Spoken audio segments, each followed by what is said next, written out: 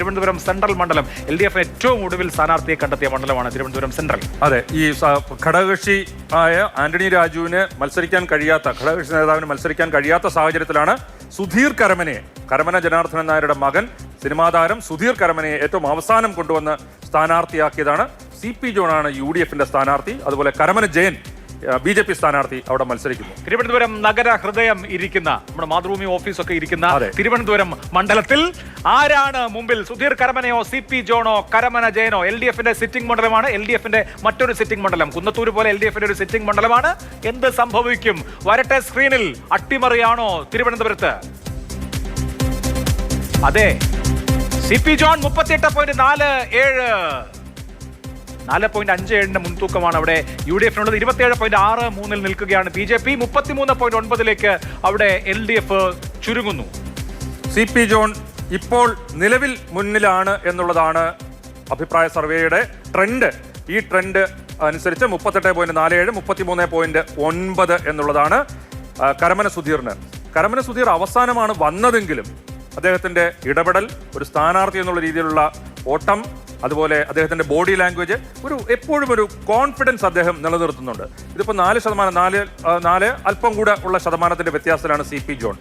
എന്തെങ്കിലും തരത്തിൽ കരമന സുധീറിന് അദ്ദേഹത്തിന് മുന്നേറാനോ അല്ലെങ്കിൽ അല്പം കൂടെ ഗ്യാപ്പ് കുറയ്ക്കാനുള്ള സാഹചര്യം ഉണ്ടോ?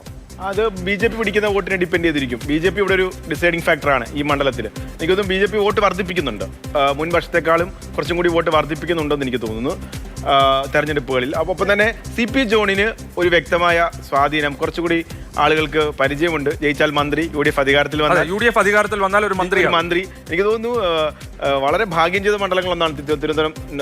കാരണം ഏത് മുന്നണി വന്നപ്പോൾ ആന്റണി രാജു മന്ത്രി ആയിരുന്നിട്ടുണ്ട്. അപ്പം V സുരേന്ദ്രൻപിള്ള വളരെ കുറഞ്ഞ കാലമാണെങ്കിലും MV രാഘവൻ മന്ത്രിയായി. MV ജയകുമാർ പഴയ നോർത്തിൽ നിന്ന് എനിക്ക് തോന്നുന്നു ഈ മണ്ഡലമല്ലേ വരുന്നത്, കുറച്ച് ഭാഗങ്ങൾ. അപ്പം ഈ മന്ത്രിയാവാൻ സാധ്യത ഉണ്ട് എന്നൊരു പ്രചരണം UDF അധികാരത്തിൽ വന്നാൽ മുൻതൂക്കമുണ്ട്. പക്ഷെ BJP കഴിഞ്ഞ തവണ കൃഷ്ണകുമാറിനെ മത്സരിച്ചപ്പോൾ നേടിയ അതേ വോട്ട് ഷെയർ അല്ലെങ്കിൽ അതിനേക്കാൾ അതിന്റെ പരിസരത്തേ ഉള്ളൂ ഇപ്പോൾ. തീരദേശ മേഖല ഈ മറ്റ് തിരുവനന്തപുരം മണ്ഡലങ്ങളെ അപേക്ഷിച്ച് ന്യൂനപക്ഷ വോട്ടുകൾ കുറെ കൂടി, ക്രിസ്ത്യൻ മുസ്ലിം വോട്ടുകൾ കുറച്ചുകൂടി കൺസിഡറബിൾ വോട്ടുള്ള ഒരു മണ്ഡലമാണ്. അപ്പം മത്സരം ഇവിടെ UDFും LDFും തന്നെയാണ്. നമ്മൾ ശ്രദ്ധിക്കേണ്ട ഒരു കാര്യം, കഴക്കൂട്ടത്ത് സിറ്റിംഗ് സീറ്റിൽ കടുത്ത മത്സരം നേരിടുന്നു LDF. സിറ്റിംഗ് സീറ്റായ തിരുവനന്തപുരത്ത് LDFന് നഷ്ടപ്പെടുന്നു. അരുവിക്കര സീറ്റ് നഷ്ടപ്പെടുന്നു. വാമനപുരത്ത് വലിയ എഡ്ജിൽ ജയിക്കാൻ സാധിക്കുന്നില്ല. തിരുവനന്തപുരം ജില്ല എന്താണ് സമ്മാനിക്കാൻ പോകുന്നത് എന്നത്, തിരുവനന്തപുരം 14 അസംബ്ലി മണ്ഡലങ്ങളുള്ള മണ്ഡലമാണ്.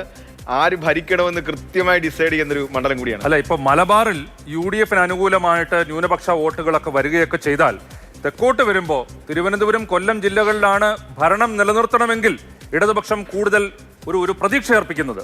അപ്പോൾ തന്നെ വേറൊരു ഗുണകരമായ കാര്യം ഇവിടെ ഇടതുപക്ഷത്തിന്, ഇപ്പൊ നമ്മൾ മറ്റു മണ്ഡലങ്ങൾ, ഇപ്പൊ ഒരുപക്ഷെ കഴക്കൂട്ടത്താണെങ്കിലും വാമനപുരത്താണെങ്കിലും ഒക്കെയും അല്ലെങ്കിൽ തിരുവനന്തപുരത്തായാലും അവർക്ക് ഗുണമുണ്ടാകുന്നത് ഈ ഭരണവിരുദ്ധ വോട്ടുകൾ സ്പ്ലിറ്റ് ആയി പോകുന്നുള്ളൊരു BJP ഇപ്പം നിയമത്തൊക്കെ ആണെങ്കിലും ഏത് മണ്ഡലം എടുത്താലും ഒരു കൺസിഡറബിൾ വോട്ട് BJP പിടിക്കുമ്പോൾ അത് UDFിലേക്ക് പോകേണ്ട വോട്ടുകൾ 1% BJP പിടിക്കുന്നത്. അതാണ് ഇടതുപക്ഷത്തിന് സമീപകാലത്ത് തിരുവനന്തപുരത്ത് ഈ വലിയ വിജയങ്ങൾ ഉണ്ടാവാനുള്ള കാരണം. വലിയൊരു ശതമാനം, ഒരു 5% വോട്ടൊക്കെ ഈ ഭരണവിരുദ്ധ വോട്ട് UDFിലേക്ക് എത്താൻ പല മണ്ഡലങ്ങളും പരാജയപ്പെടാം. ഈ BJP കാരണം ഏറ്റവും അവസാനം ഇടതുപക്ഷം തന്നെ ജയിക്കണം എങ്കിലേ ഗുണമുള്ളൂ.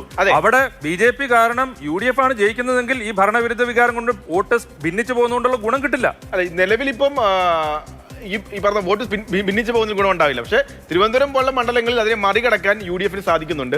അവിടെ പിടിക്കുന്ന വോട്ട് LDFന്റെ വോട്ട്. കാരണം ഞാൻ പറഞ്ഞു, മറ്റുള്ള മണ്ഡലങ്ങളെ വെച്ച് നോക്കുമ്പോൾ തിരുവനന്തപുരത്ത് കൺസിഡറബിൾ ന്യൂനപക്ഷ വോട്ടുകളുണ്ട്. ഇപ്പൊ ക്രിസ്ത്യൻ എടുത്താലും മുസ്ലിം വോട്ടുകളുണ്ടാലും അത് CP ജോണിന് അനുകൂലമായി ഇവിടെ വോട്ട് ചെയ്യപ്പെടും. തിരുവനന്തപുരത്തെ ഈ മണ്ഡലത്തിലെ ജനങ്ങൾക്ക് ഫെമിലിയർ ആയിട്ടുള്ള ഒരു ചിഹ്നം താമരയാണ്. ഇവിടെ CP ജോണിന്റെ ചിഹ്നം കപ്പലാണ്.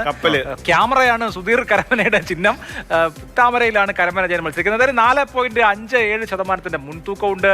ഇവിടെ കൃത്യമായും UDFനെ സംബന്ധിച്ച് CP ജോൺ അങ്ങനെ നിയമസഭയിലേക്കും UDF ജയിച്ചാൽ മന്ത്രിസഭയിലേക്കും ഒക്കെ എത്താനുള്ള വഴി തെളിയുകയാണോ എന്ന ചോദ്യമാണ് തിരുവനന്തപുരം നമ്മുടെ മുമ്പിൽ വെക്കുന്നത്.